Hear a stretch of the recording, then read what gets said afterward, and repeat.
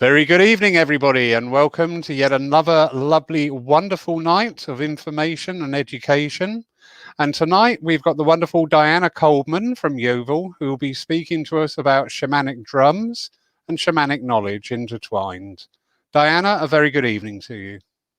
Thank you very much, Laurie. It's a delight to be here and and to finally meet you as well, other than just talking over the phone. Just thank you very much for the invitation. And I'd like to give a big thank you too for Sue Townsend, who sort of put us in touch with each other. So thank you and bless you, Sue, for this. And I just really looking forward to what I can bring to the table and what people would like to hear about. Absolutely brilliant. Yes. And I too owe a huge debt of gratitude to Sue Townsend. So many of these talks now are through the many contacts that Sue has found and directed me towards. So, yeah, Sue, these evenings are very much of your own making. So thank you very, very much. Yeah, we can blame Sue, yes. Yeah, you got that, didn't you?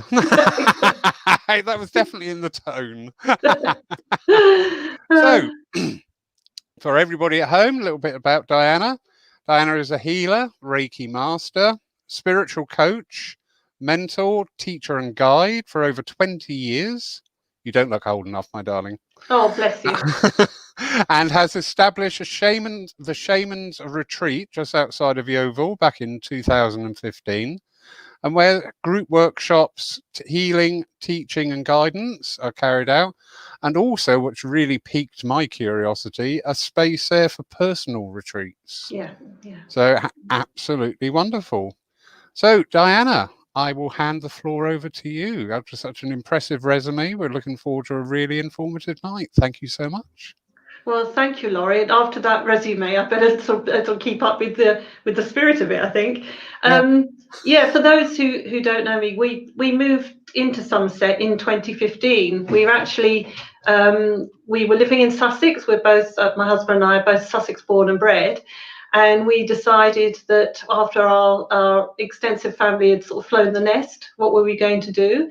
And we put our house on the market, put our furniture in storage and got into our motorhome and just travelled west until we came across this wonderful place that we're living in now.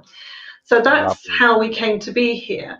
I'd already been doing a lot of the work that I'm doing now. I'd already been doing, but it was all in I'm not going to say disparate, but all in different locations. And my vision was to be able to have a retreat space in which I could then invite people to come and enjoy, not just enjoy the retreat space, but then for me to be able to do my work. So, and that's what's happened. That's the power of manifestation. But I think in terms of this evening and the talk this evening, which is very much the shamanic side and that emphasis, is really just to talk about, or first of all, just to talk about my journey into shamanism, which really started with the first drum, which you can actually see behind me, and I'm just going to go and pick it up. It's this drum in the middle, and I'll just bring it over. Now, for the druids among you may recognize this symbol, which is the tree ogham symbol for Blackthorne, which I may or may not have a time to talk about later. But I had a deep desire to make my own shamanic drum. I had this calling to do it, and I think I'm sure many of you understand that calling when it happens from spirit, when spirit moves you and you need to do something. So I was put in touch with a guy called TP Steve, who actually lives in a TP in the middle of a forest, Ashdown Forest, just outside East Grinstead. And that weekend was actually, I hadn't realised at the time, it wasn't until perhaps afterwards, that it was actually a really pivotal weekend. The wisdom from the shamanic drum that I was taught that weekend has really been the foundation on which I've built my shamanic practice. So let me talk about the drum first, and then I can talk about the shamanic practice and how it sort of led into that. So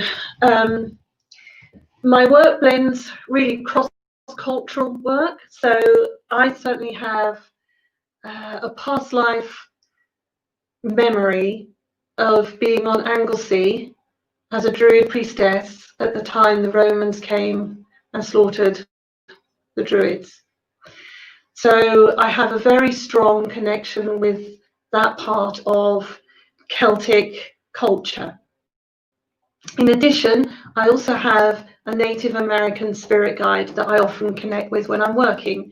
So my shamanic work is quite cross-cultural, but in terms of the actual, how that relates to the drum is, in Native American culture, the drum is often called spirit horse, because like a horse, it can take you on a journey.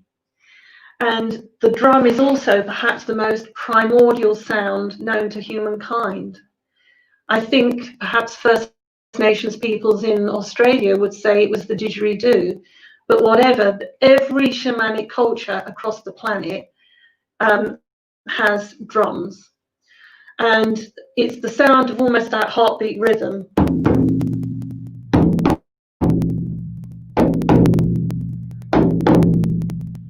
That vibration, because we live in a vibratory universe, and that leads into my quantum work, which again I'll come back to in a while. So really, this shamanic drum, it's not just a tool, but it's also about connecting with every element of the drum, and it's very, very sacred. I'm going to turn it round, and this is I've got to get the orientation right.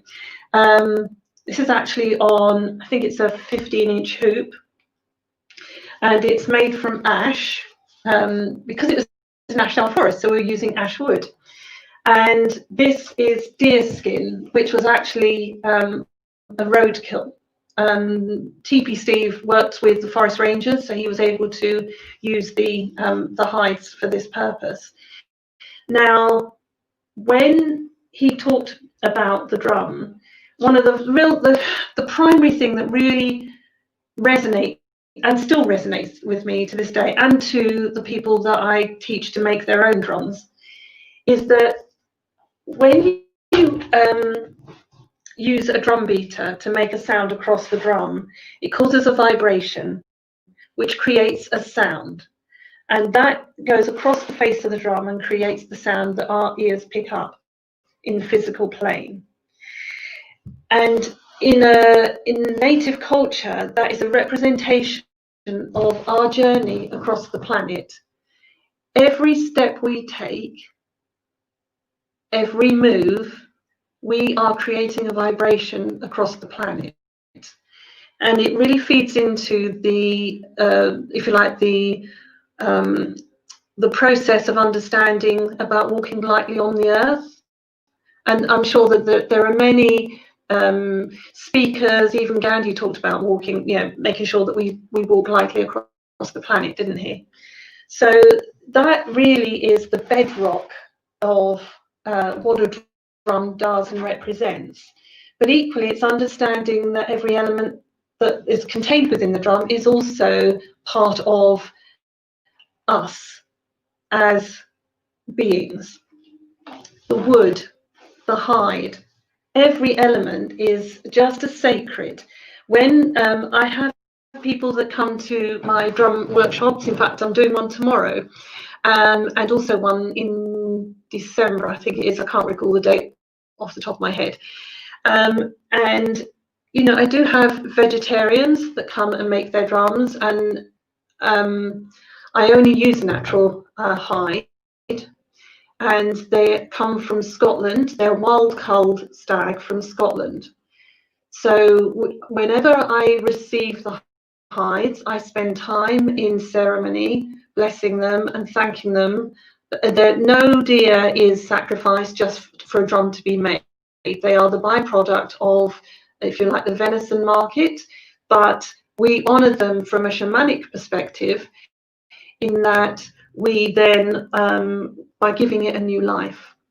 And in fact, one of the most wonderful feedback, I think, comments I had in a shamanic drum workshop was a lady at the end who said, it's like making a new heartbeat. And that's exactly what it is you are connecting with the spirit of the animal and the spirit of the wood, because don't forget, the wood is, from a tree that was felled.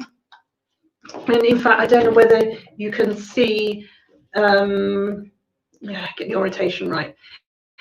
Probably not so much here, but this, over time, this frame has actually warped, because ash does absorb a lot of moisture, and it does have a tendency, wood will move to where it wants to go. Equally, because I was talking to Laurie before we went live, is that sometimes the drums don't want to play because they are sensitive to temperature. This is still a living, breathing creature. It's a bit like when we pierce the drum to make the holes so that it can be threaded, that I teach people to only pierce 1 or 2 holes at a time. So if all the holes were pierced before all this threading was done, the holes can sometimes begin to close up, a bit like, when ladies or people have their ears pierced, and if you don't use them for a long time, the holes close up. In exactly the same manner, the skin can close up. And certainly, we go back to First Nations in the United States.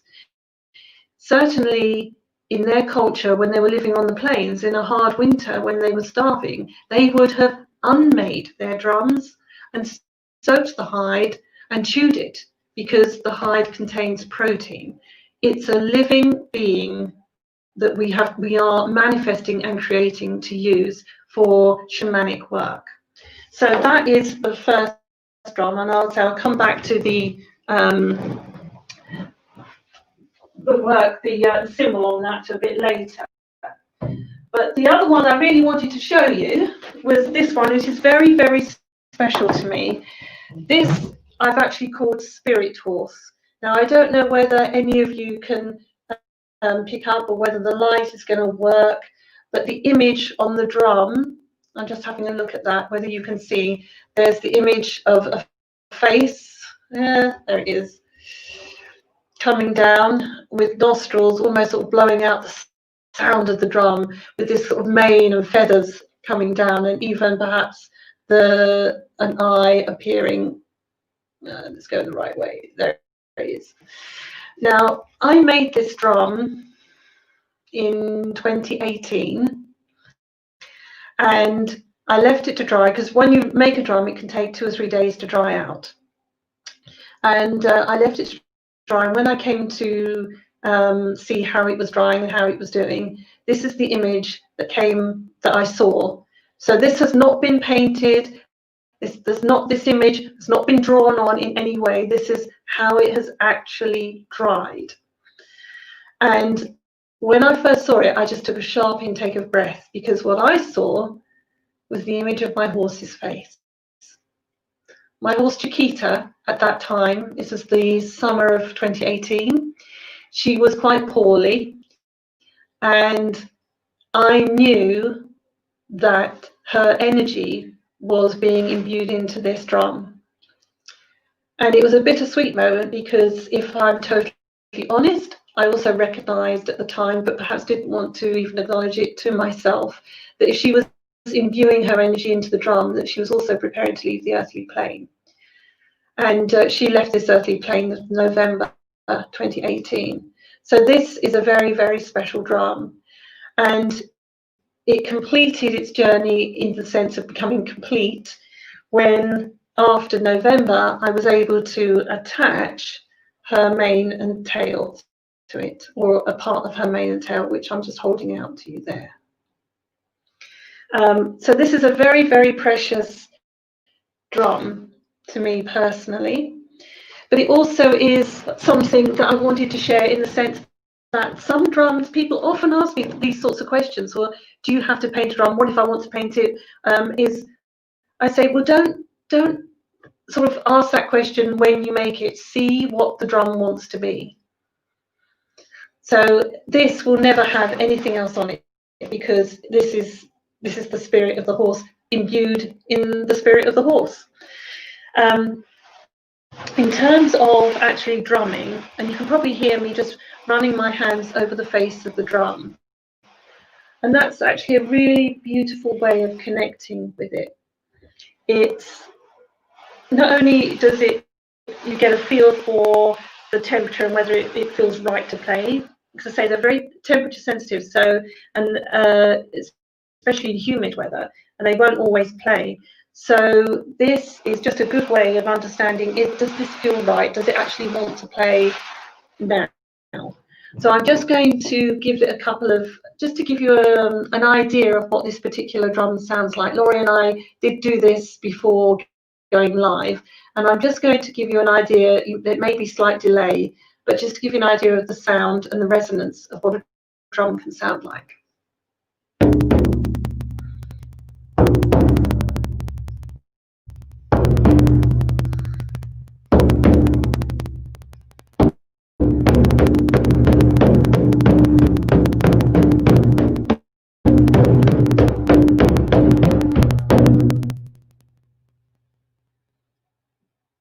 I won't do any more because the recording may be slight delay on that, but it actually is a beautiful way of not only just that heartbeat rhythm, but then when you're going into a shamanic journey, and I'll talk about that in a minute, is you will learn through practice how you're going to connect with it and how you want to use it.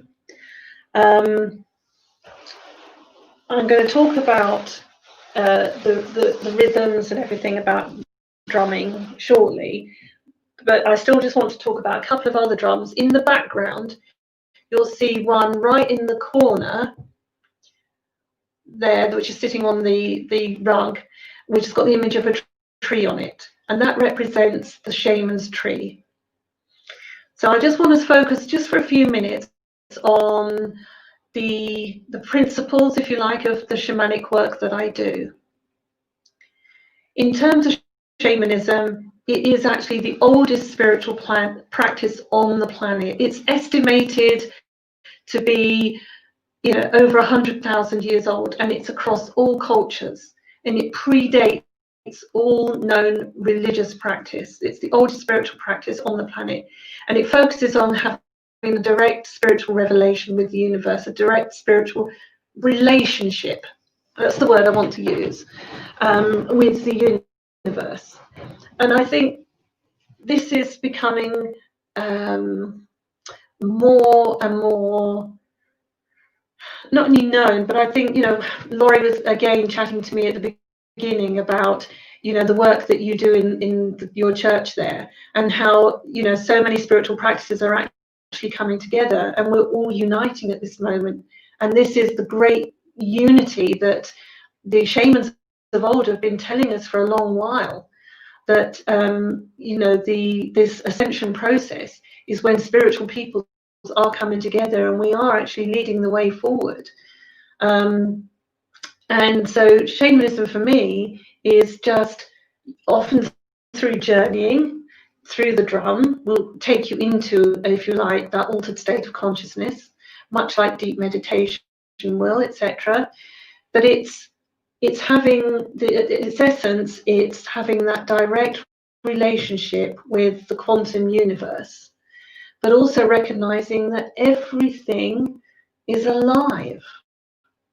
Every plant, every creature, every element, the earth, the air, the fire, the water, every part of this is alive.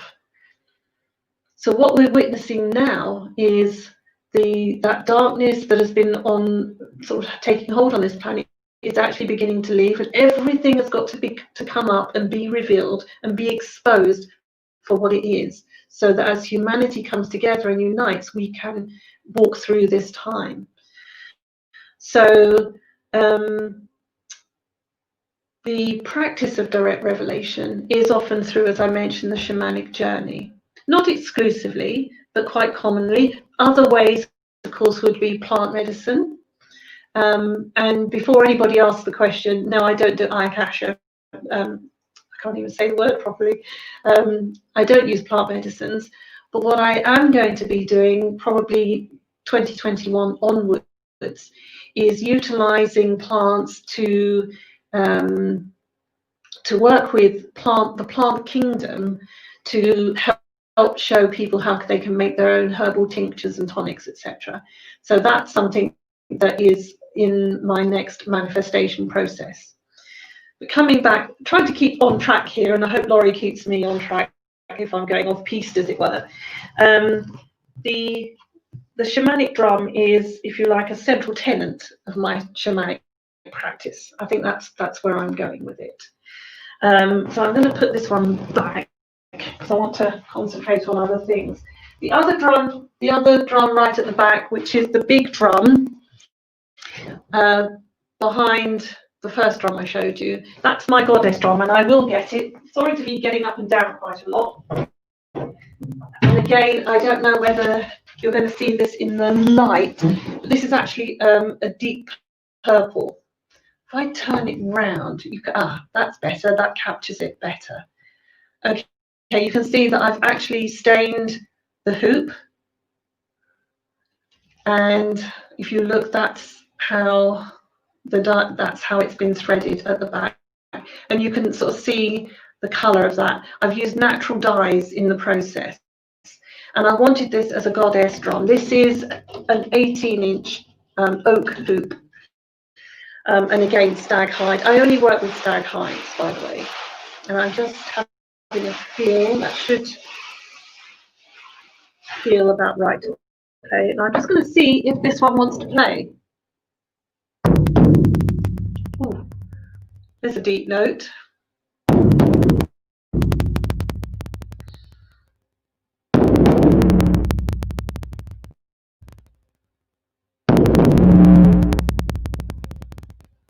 Now this has a different purpose.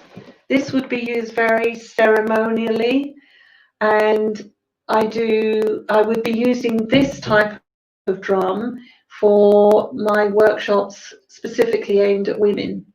I have got a Wise Woman workshop in October. So this is very much a divine feminine goddess drum, because what's quite interestingly, there's been quite a lot of research done about drums generally, and there's been a classic work, I think, by Lynn Redmond, I think that is her name, about when the drummers were women. And she did a lot of research about looking into archaeological and historical information to discover that quite often the shamans were originally women. And even today, in some Eastern cultures, Eastern shamanic cultural practices, the shamans wear garb or long cloaks to represent the fact, or to have it's almost like an honouring back to the fact that the first shamans were women. And certainly in many spiritual practices, we do hear about the rise of the divine feminine coming back. So this drum has a specific purpose that works with that type of work. But I just wanted to show you that you can just get a sense then of how big that is. That's 18-inch oak hoop drum. When in my workshops, I help people to, my drum making workshops is, I don't call it drum making, it's drum birthing, because you are creating, you are manifesting and creating a living being to work with you in your spiritual work. So that's the essence of this particular drum. It's wonderful. This is probably the biggest one that I sort of show people how to make. If somebody wanted one that was bigger, I think the biggest one hoop I can get hold of is probably about 22 each. That would be a big beast. So I can do a bespoke sort of workshop for people if needed.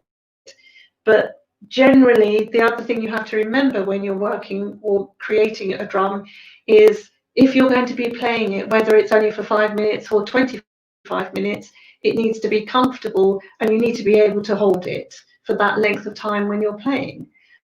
So I've got this resting on my knee at the moment. So if you were standing up playing it, it needs to be something that you're comfortable doing. And holding it at the back as well, it needs to be, you need to be able to know that you're going to be able to do that for a length of time. So I'm going into quite a lot of if you like, technicality here, but I do think it's interesting. I do get asked these sorts of questions about, well, how do you do this? How is it made? What purpose does each one have? And each one of these drums, as I've just said, has a different purpose. That isn't to say you need as many as I've got.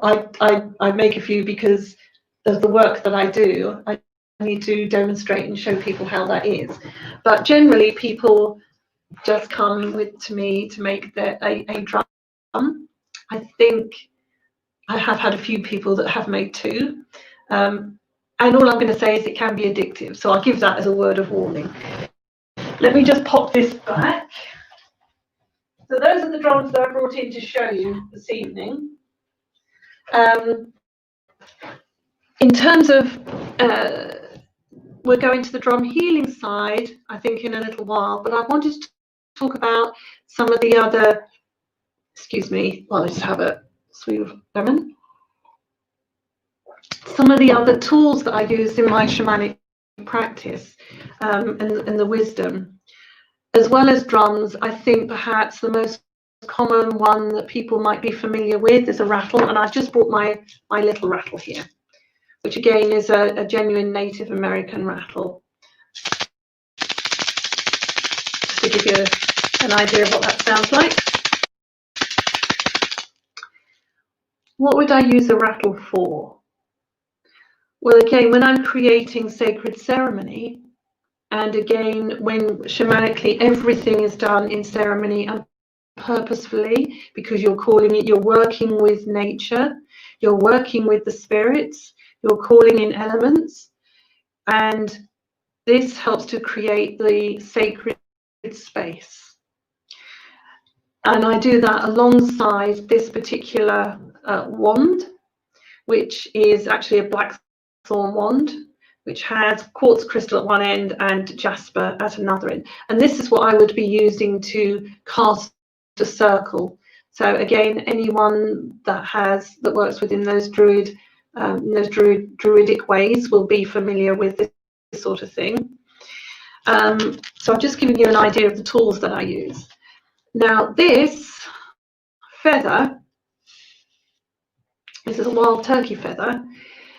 I use this for various means, but it's very much a healing feather, which was gifted to me via a seminar that I went to with Denise Lynn. Some of you might be familiar with her work. She's an American. She has Cheyenne ancestry.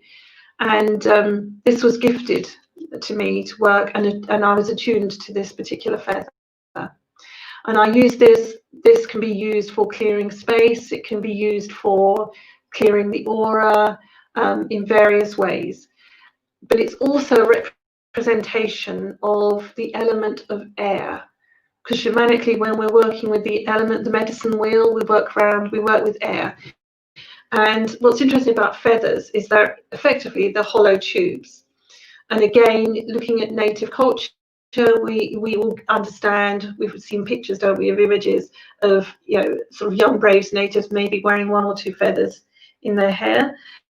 And because it's an antenna, effectively, the transmission of energy is an antenna to higher consciousness. And of course, in that culture, we would know that the one person in the tribe that has the most wisdom is the chief, and he's the one that has the big headdress with all the feathers in, because he is the one that has access to the most wisdom to the universe. So that's how important feathers are in my shamanic work. The other thing that's come to me more recently is, and I'll just show you this, is what's called a shaman's veil. And this is just made out of some an offcut of some leather, or fine leather. And I won't actually put it on, but if I just put it up like that to show you where a shaman would wear a veil. And you may have even seen images of shamans, certainly in like Siberian and that type of culture,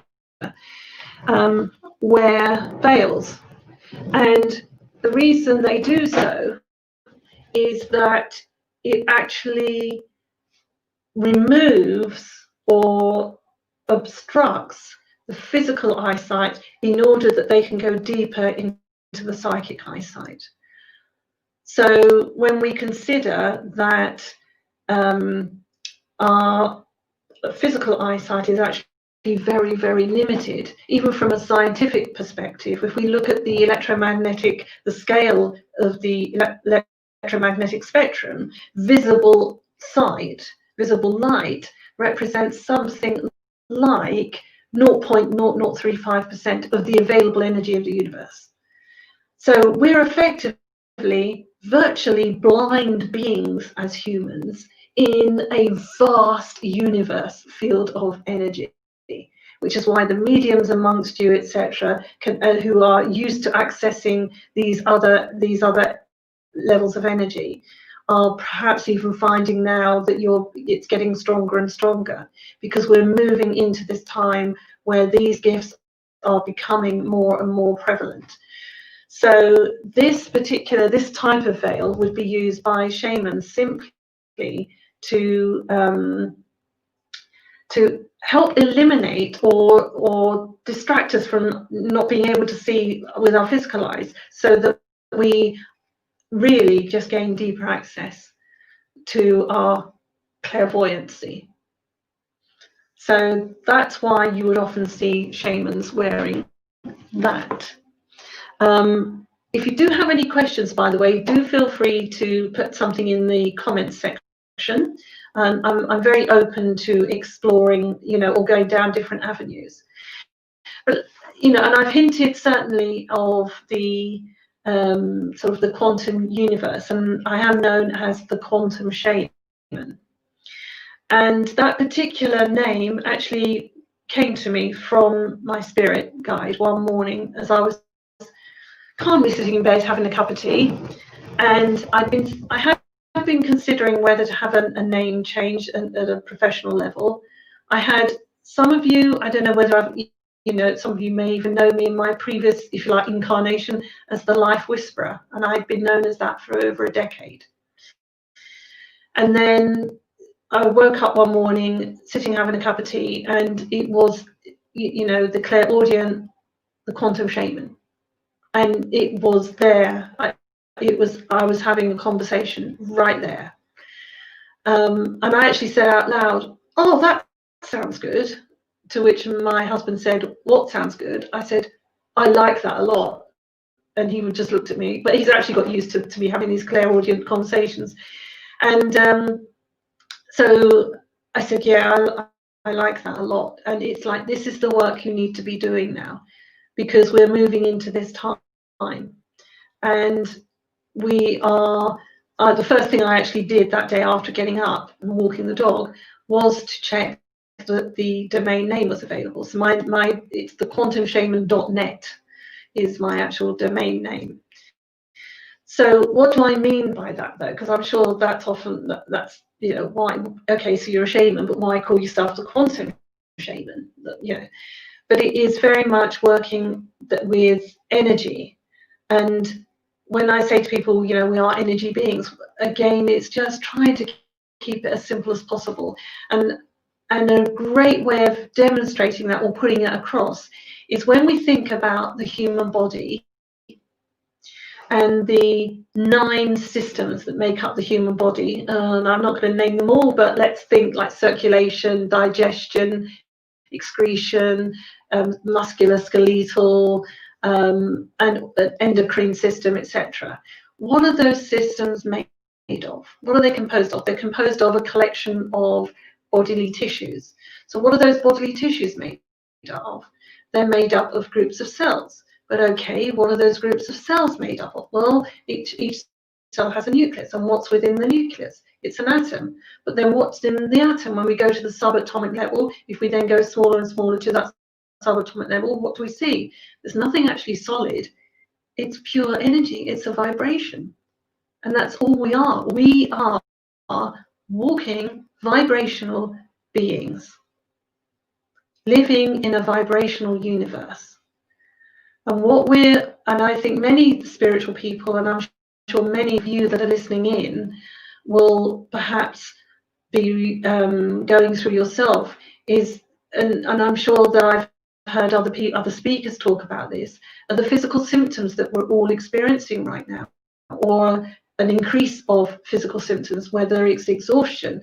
And certainly, you know, when lockdown first happened, as an empath, I was having days when I would be feeling this collective wave of angst from humanity, to the extent that I would have to walk down to the river. We live next to, sort of on a farm, and walk down to the river and just emotionally release that through water, and allow myself to help wash that away, because I was feeling the vibration of so many people.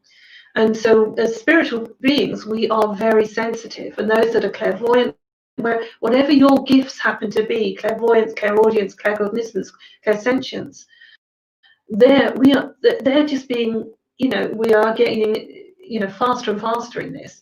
But equally, we have to, that has to be processed through our physical matrix. So how do we do that? How do we keep ourselves in this physical body whilst we're going through this ascension process?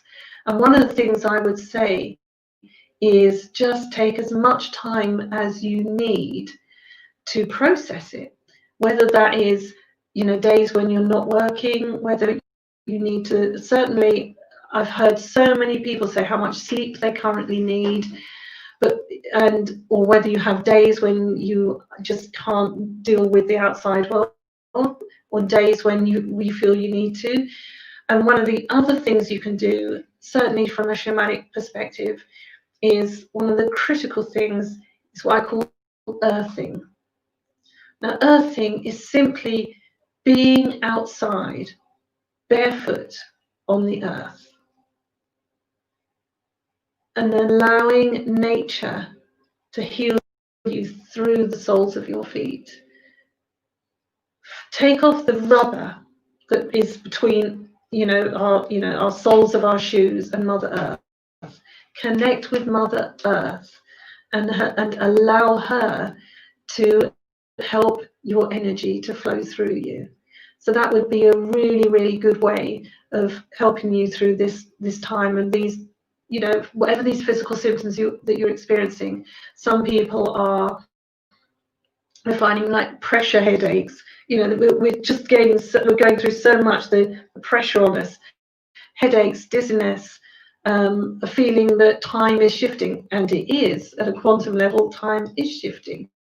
The timelines are collapsing. We're going through this period.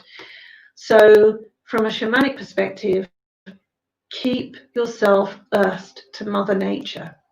We're going through this collectively, and she's going to help us get through this. Together we can get through this. I'm not sure whether that was going to be part of my original chat here, so I'm just trying to keep on track.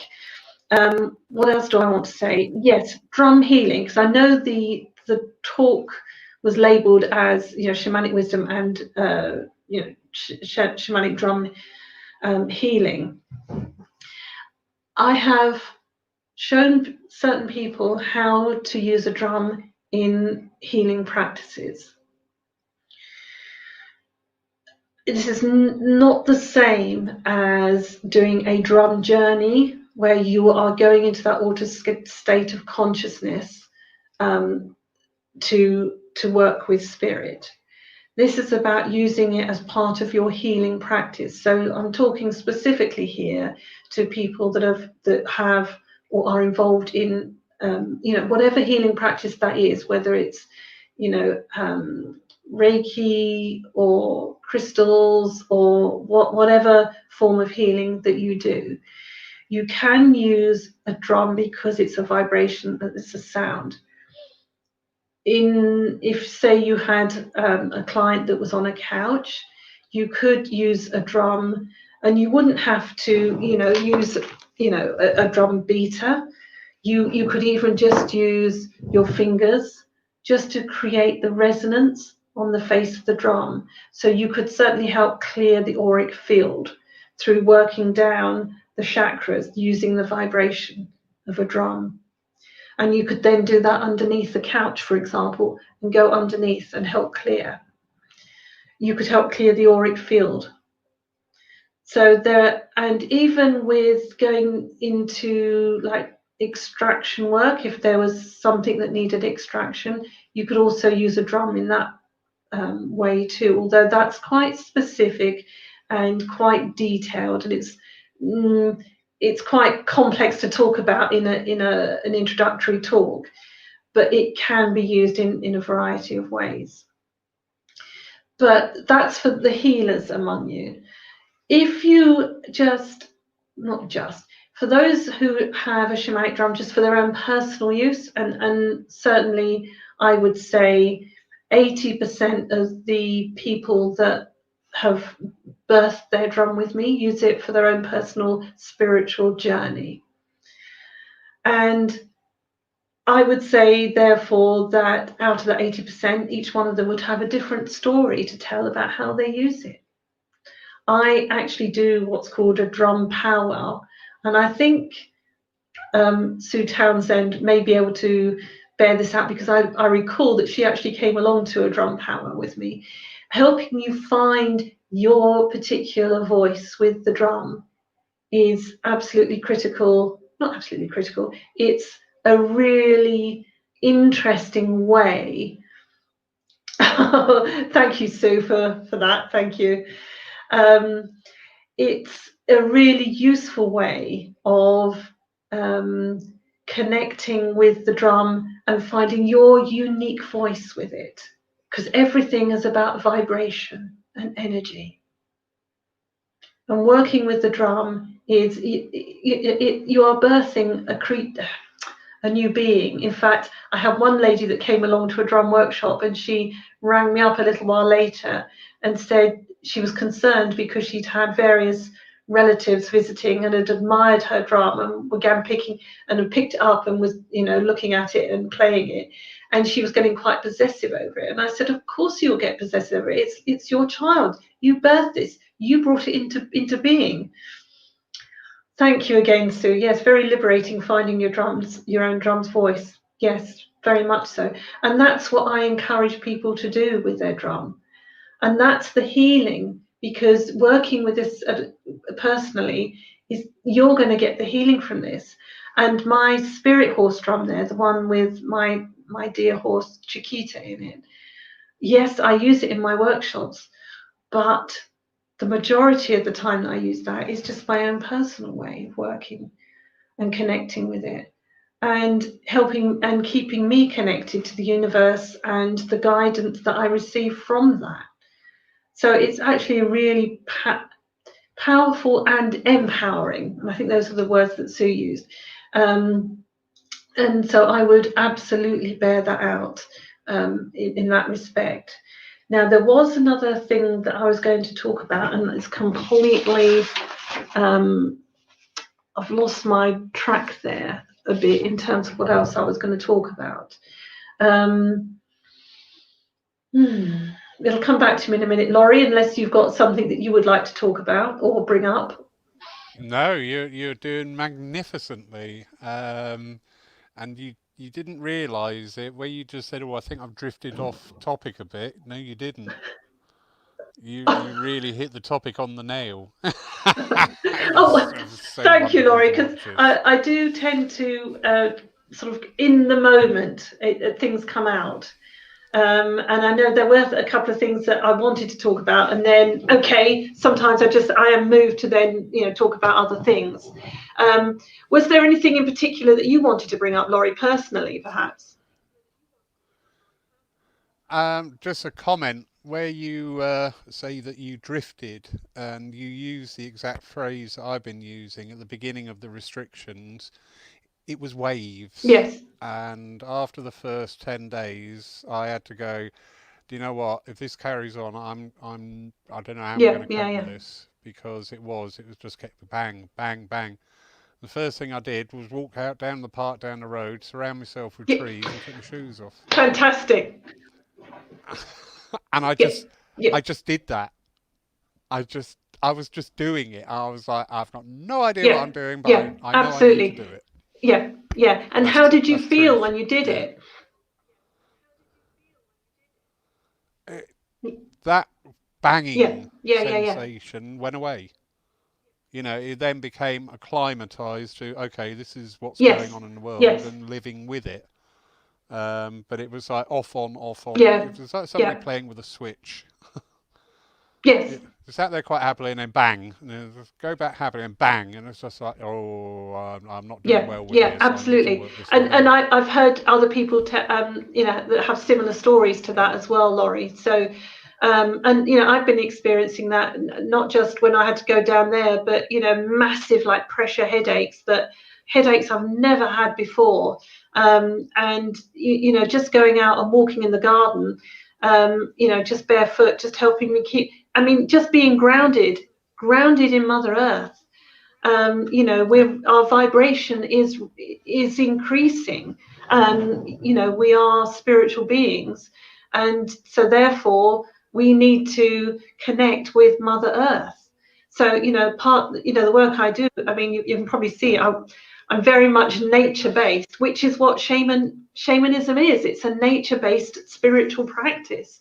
At the end of the day, so it is connecting with Mother Nature, and there are other ways you can connect with nature. One of the things I did also at the beginning of lockdown or soon after is because I also am a crystal practitioner as well. I created these, which is like a crystal essence in with various crystal vibration in it, as a, if you like, as a what do I call it? I call it quantum armor, because going out in the world can be really challenging for those of us in spiritual practice right now. And again, as an empath, I'm the type of person, like, the worst thing for me is being in a shopping mall. That I just soak it all up and I come back and I feel exhausted. So over the years, I've had to find ways to learn to deal with it.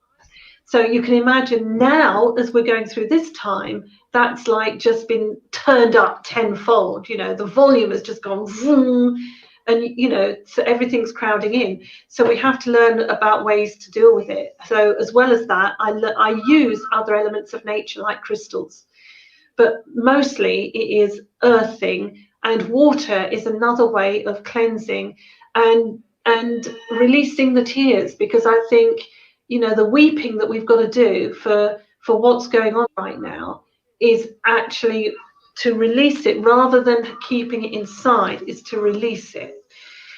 And allowing the element of water, being with water, even if you're going to a stream, or even, to be honest, down to the beach and planting your feet in the sea, and allowing yourself to process that. I think these are really important things that we can all do right now, to be honest with you. So yeah, if that is helping people, that I'm just trying to give tips of what I have found helpful and what I know is really useful from a shamanic perspective as well. Yeah, because these all resonate with us, whether we're conscious or Yeah. unconscious of it. Yeah. That Yeah. doesn't matter, because it will Yeah. resonate with you. As you can see, I've got an affinity Yeah. with Yeah. trees. Snap. So I love that. I saw that earlier and I'm thinking, I like that. Yeah. So we've got a few questions coming Okay. up, which is absolutely wonderful. I know the answer to this one, but it has been asked. That's lovely June Malkin up in Wimbledon, All one of our right. Womble followers. Hi, June. Nice to see you and nice to hear from you. And thank you for your questions.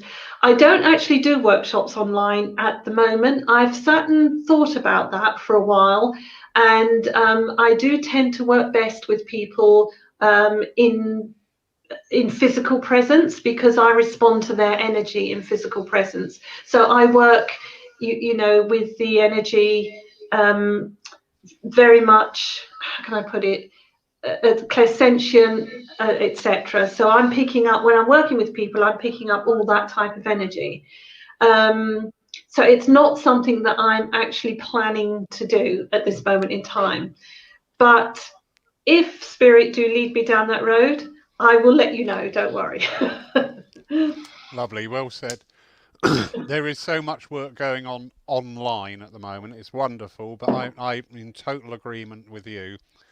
I've worked mediumistically online myself for other churches, and that's worked Yeah. really well because I'm working with spirit. Yes. And wherever I am, spirit is there. Yes. Yeah. With your line of work, you are Yeah. working directly with me, with that spirit within. And Yes, yes, that indeed. physicality is Yes. needed Yes. to pick that up. Yeah. However, Absolutely. don't disclude um, workshops along the vein of just teaching some of your Yeah. knowledge to get Yes. out there, that Yes. Yes. Yeah. understanding. Yeah, Absolutely. Can I just add to that just for a minute, Laurie? yeah, I think one of the other things, I think a lot of, if you like, spiritual healers and people, once lockdown happened, where everybody was getting online, let's do online, let's do online. And I felt at a personal level, I just felt, oh, I just really need to take a step back, because actually, to be honest with you, I feel that our work, and I'd say our work collectively, as all the people listening in and yourself, we are so going to be needed as the wider world wakes mm, up to what's going on, that we are having to go inwards and get our resources lined up so that we can be ready to help the people that are really going to be needing it over in the course of the next few months. So I've just taken a step back from, like, if you like, rushing out to be online, because I just want to think, no, I think my work's going to be really important. And as we're going through, certainly I think the early part of next year, as that comes out, I think that's when we see a lot more people in the, if you like, the wider world knocking on our doors collectively saying, help, help, yeah, what the bleep is going on. yeah.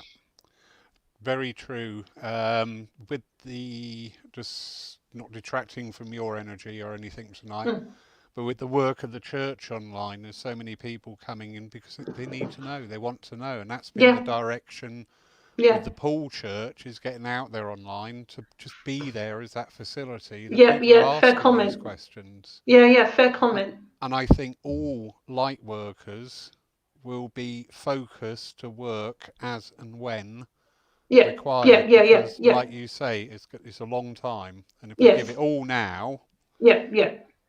come later when we're really going to need it, the depths of winter, and we really need that Yes. sense that Yeah, we're yeah, going to yeah. be beyond ourselves. Yeah. Anyway, moving Yeah. on. Yeah, Lovely moving June on. Malkin again. Oh, no, Sue Townsend. There we go. And I had to laugh when that came up, because that came up before you were saying about you were losing the sense of time. And I thought, there you go. uh, oh, right. Okay. So I had another message from someone else there. Are you finding it on your shaman journey that so-called time and space is changing? Yes. And also connecting more easily with cosmic forces and light beings? Absolutely, Sue. Totally in agreement with that. Because Earth is governed by time. And that's what keeps us within this sort of physical matrix. And time and space is changing, because the Earth is going. We're now going into this part of the galaxy that where we're being bombarded with, in this sort of, with light forces, cosmic forces and light beings, which are now, it's like timelines are just collapsing. That's all I can say. Past, present, future. It's all collapsing into this one moment. And certainly, I've I've had this personally, and I know from conversations that I've had that people are experiencing where time seems to be either, I call it slipping, either speeding up or slowing down, where you think you've, like, 3 days feels like 3 hours, and vice versa as well.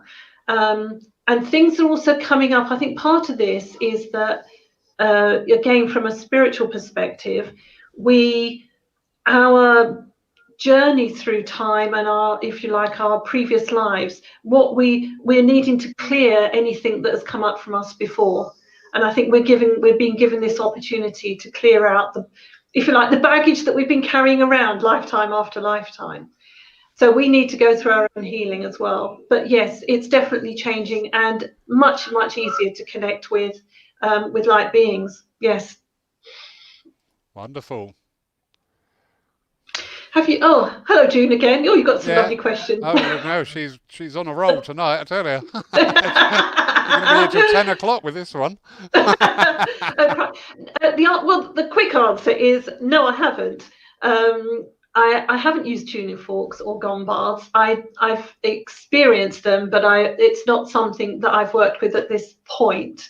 Um, as a Reiki, I've worked with crystals, the drums, and everything. So yes, it's vibration, but my journey hasn't taken me down that road at this point. There we go. Oh, crikey! How did you start to become interested in this subject? Wow. That is a blooming good question. I was already a Reiki master, and I think to be totally honest, I think it was just spirit nudging me and saying it was the drum that kick-started this, and I just felt a total urge to make a drum, and that's that's what kick-started it all off for me. But I didn't even realize at the time why, and I certainly didn't recognize how pivotal it would be. But it has been pivotal, and I do say that to people when they're making the drums: is don't underestimate what this drum can do for you and what it means for you in the future. So yeah, it was definitely the drum that how I started this. Wonderful. Few comments coming in, very positive. People are finding their own affirmations from what you have been talking about tonight and supporting. Do you know what? Because we all do it, don't we? We have all our own things, Yes, what resonates yes, with us and practices and whatever. And yeah. when you hear somebody else going, "Yeah, it's perfectly natural. I do that all the time," you just think, "Great, I'm not loony." You know? Yeah, yeah, absolutely. It's validating, and I think this is this is the spiritual war that effectively, and the spiritual Oh, I'm getting Oh, too. sorry, yeah. Hello. Hang on, I've missed a question there. Let's go back because I've missed a question. No, there's just a few comments coming in there. Right, As I said, that was a very long comment from Bernadette, but right. she's But there was absolutely. one before that. There was a question, I Yeah, think. I accidentally clicked on that, but however, we'll pop that back Right. up. Okay. Being told that our soul is moving through an astral, yes, and this is in us. It's also increasing negative emotions within the non-spiritual. We're about three-quarters of the way through it. Yeah, I certainly understand that. Certainly, we are moving through an astral cloud, and it is what's called it's effectively the precessional cycle of the Earth because it rotates on on its axis. The way it takes 26,000 years to complete the Earth's rotation on its wobble, effectively. And so we're reaching that point. It's the end of the age and going into the new age where we are going through this central photon belt, which is light as an astral cloud. It is increasing spiritual energy. Is it also increasing negative emotions within non-spiritual? I'm not sure that's how I would phrase it. I think I would say the non-spiritual. I think those of humanity that hasn't yet woken up to their spirituality, I think would be a better way of putting it, are finding they are living in fear. And it's the fear agenda that is controlling us, and that it's that they're in continual fight or flight because of the fear. Their response is fight or flight, and that's where the negative emotions come through. So I would say this is, if you like, where our spiritual work comes into its own, because we're going to be helping those people through that. Because when they come, as you said, Laurie, people coming to the church saying, yeah, what about, what's all this? People are going to be coming to us more and more. So I think it's not that it's increasing negative emotions. I think it's because they're being held in fear. And it's when they come to us, we'll help them to overcome that fear. Does that make sense to you, Laurie? Absolutely, absolutely. When when we were at the height of the restrictions, I was one of the Yeah. ones told to stay at home, and I thought, well, that's not going to happen. Yeah. But I did very from the start wearing a mask for my own personal Right. comfort. Yeah, I'm not going to go into that debate. But as I was wearing that very, very early on, I was seeing that fear in Yeah. people's faces because Yeah. there's this desperation to Yes. return to normal. Yes. Yes. And anything that pops up and challenges that route for Yeah. people that are not going, okay, this is going on, creates that fear. Yeah. Absolutely. So, Absolutely. and I agree with you 100% also, people will be going, they will become attracted to us Yes. Yes. because of that energy, that what we're putting out Yeah. and our Absolutely. personas. Very, Yeah. very much so. Yeah. So you've got a convert tonight. Well done. Sounds fascinating. Yeah, yeah. Well, I think feel drawn to the drums. So I've got a drum workshop tomorrow, but I think my last drum workshop this year is in December, the beginning of December. But you'll be able to find that on my website, because I'm sure, Laura, you've mentioned the website address anyway, haven't you? I have indeed. So there's just go on the workshops and nature experience, and it's just got the list of events. And I think I've got one. I've recently put one in, I think, for early spring next year, but I can't recall the date off the top of my head. But it's all there.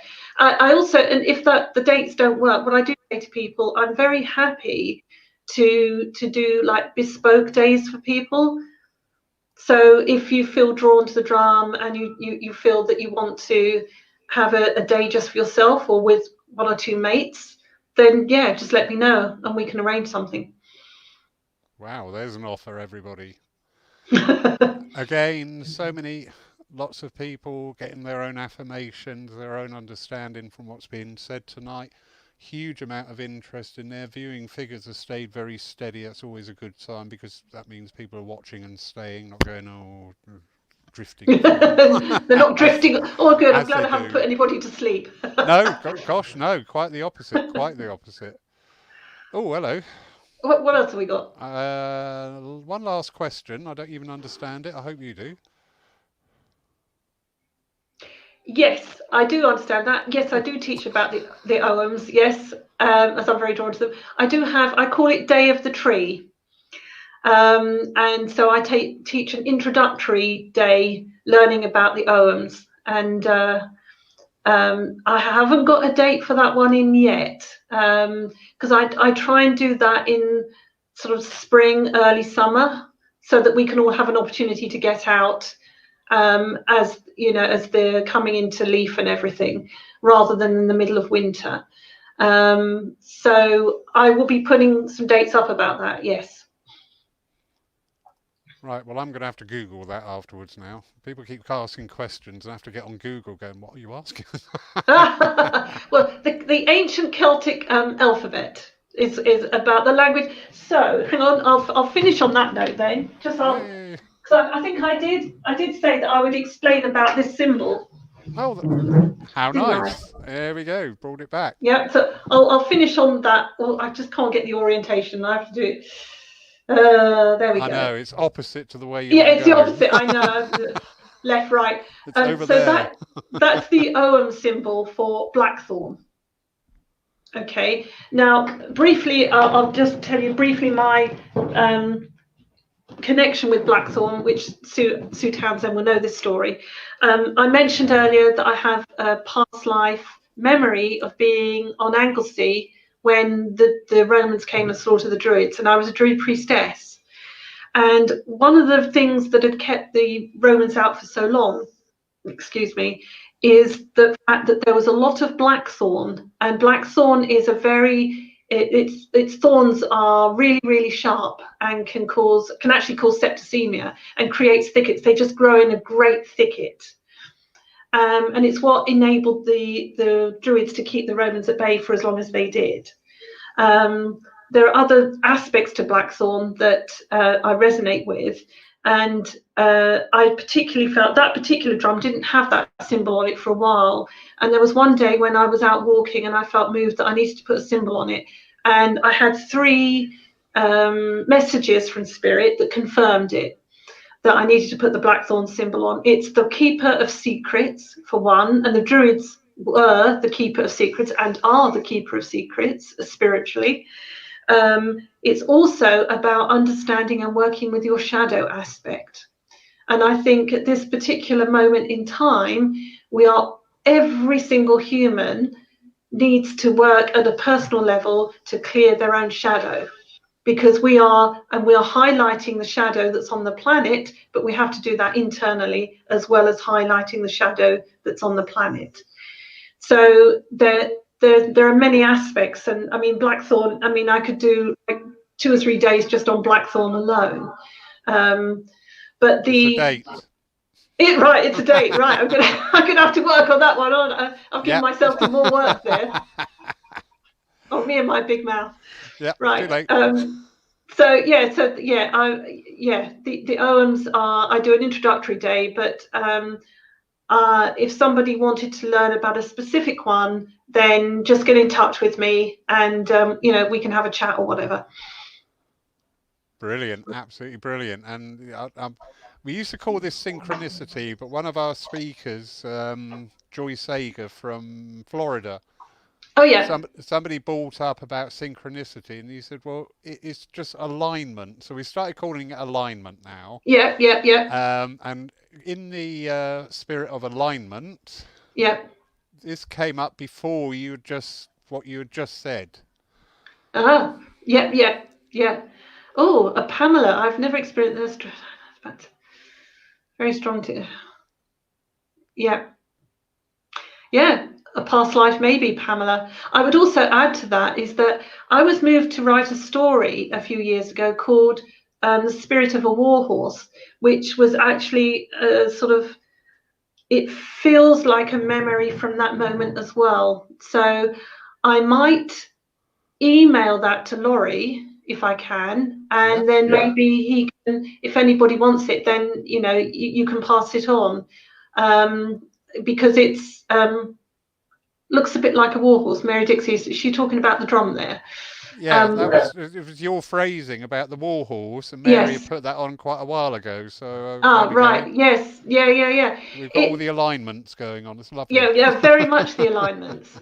I like this. Someone's put also adore the Blackthorne. It's a fascinating, and interestingly about Blackthorne, to talk about a couple of things from that, is that its history, even going back into folklore, is that, I mean, the Irish made, because it's a very dense wood, the Irish made cudgels with it so they could beat people up with it. But what's interesting, it became like a symbol of authority, of power, because it's a very, very dense wood. And even today, there's a legacy of Blackthorne, because at the state opening of Parliament each year, who goes to the other door of the house, to the door, to knock on the door, called Blackrod, and in Middle Ages, pieces of blackthorn were called blackthorn or blasting rods, and it was a symbol of authority, of power. And even today, there's a legacy of that, because Blackrod goes and knocks on the door of the house ceremonially. So even today, we still use that. Interesting. Can we put Reiki symbols on them, on the drums, I think? I don't see why not. If that's in relation to the drums, I don't see why not. I think that would be, if you feel moved to do that, Melissa. I don't know anybody personally who's done it, but I can see that it would be a really interesting way. I mean, I blend Reiki and shamanism and healing. And that would be a brilliant way of blending it too. Right, so, Melissa, you've got to keep us up to date when you get round to doing that. Yeah, and if anybody who does want to, if they've already got a drum and they want to put any, not just symbols, but any images on it, the medium that I use is acrylic. So if anybody wants to know what I use to draw with on the drums, I tend to use acrylic. So if that is helpful to anybody. Oh, and thank you, Emily's just put there. I really enjoyed every second. Thank you. Oh yes, yeah. I could, do that. Bring your mum. We could do a day just for you and your mum, or just email me, and if that's what you want, or just check my dates online to see whether you and your mum can come along together. Yeah, that's no problem. lots Um, lots of compliments coming in. People have absolutely oh, loved it.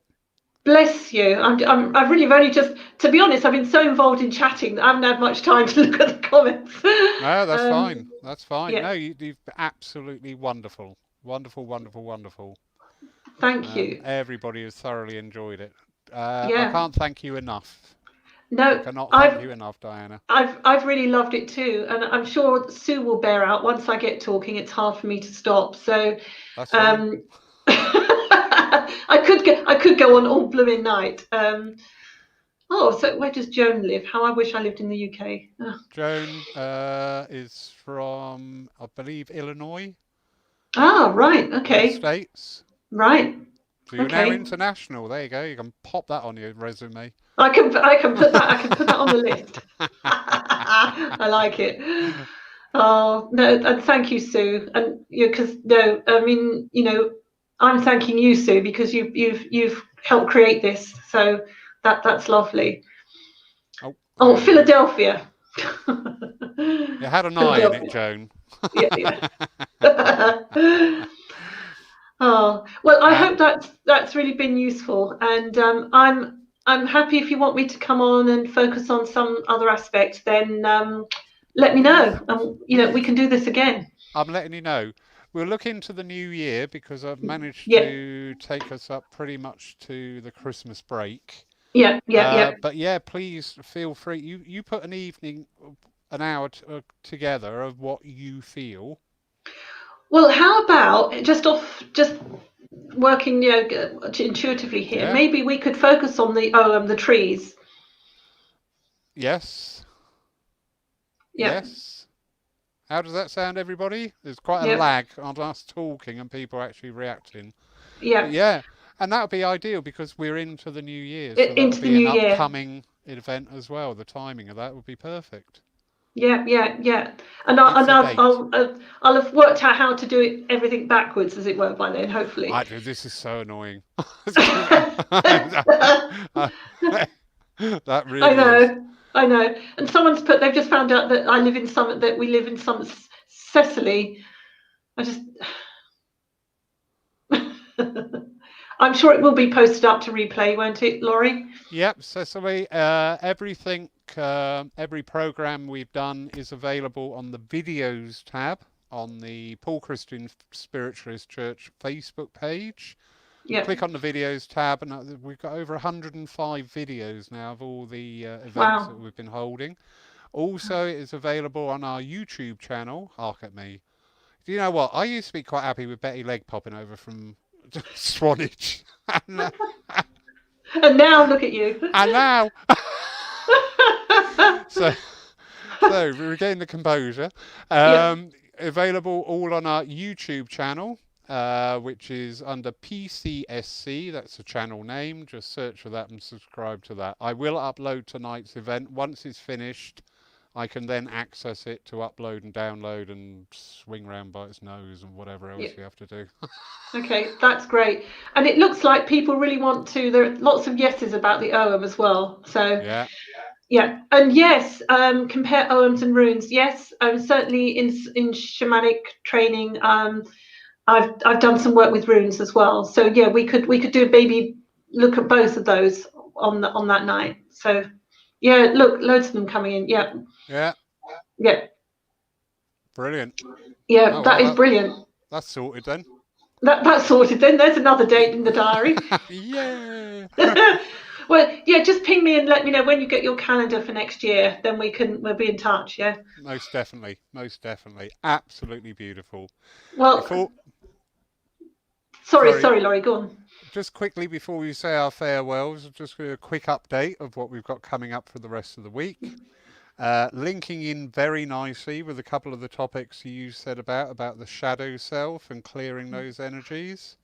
So tomorrow morning at 10 a.m. It's a special because we will be talking to Steve Richards live from Australia, and he will be talking about holographic kinetics, which is dreamtime healing using quantum theories with. So it's that As we've had shamanic and quantum tonight, tomorrow, just by the way it's happened, the alignment, we've got Aboriginal Dreamtime healing fused with quantum work. So that is at 10 a.m. in the morning. He Brilliant. wouldn't he wouldn't do it at 7 o'clock at night because apparently I was like 2 in the morning over there and he just wouldn't do it. Yeah. I just thought, Yeah. what's the matter with these people? We've got no stamina.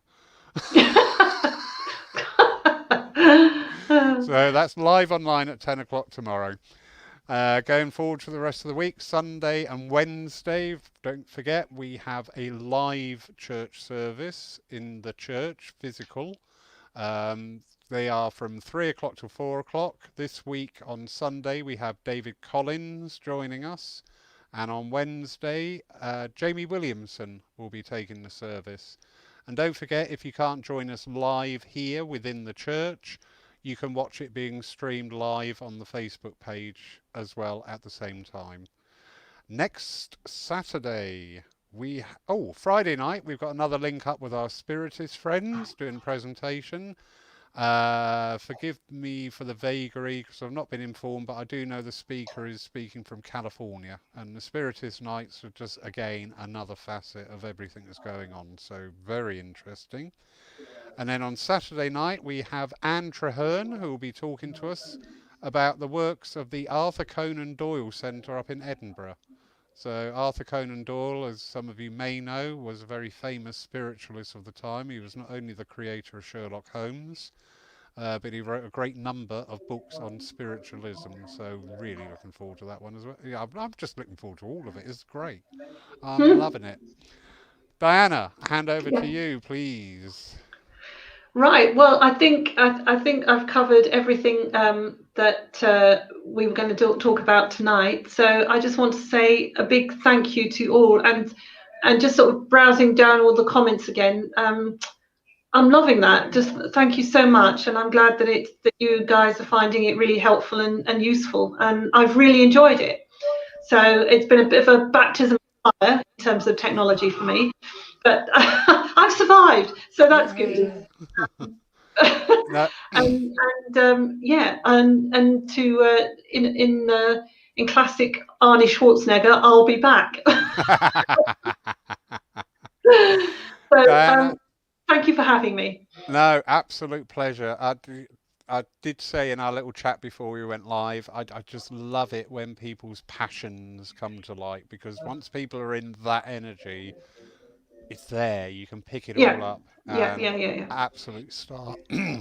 Absolute star. Thank you so much, Diana. Wonderful, Thank you. wonderful, wonderful. Thank you, everybody, for joining us tonight. I'm glad the interaction's been wonderful again. It is so nice because these evenings are done for you, for you out there to join in with and give your thoughts, your understandings, your experiences, if your agreement or disagreement, if you like. The debate is healthy. Debate is Yeah. always a healthy subject. Good night, June, and good night, everybody. Thank you so much for joining us. Good night.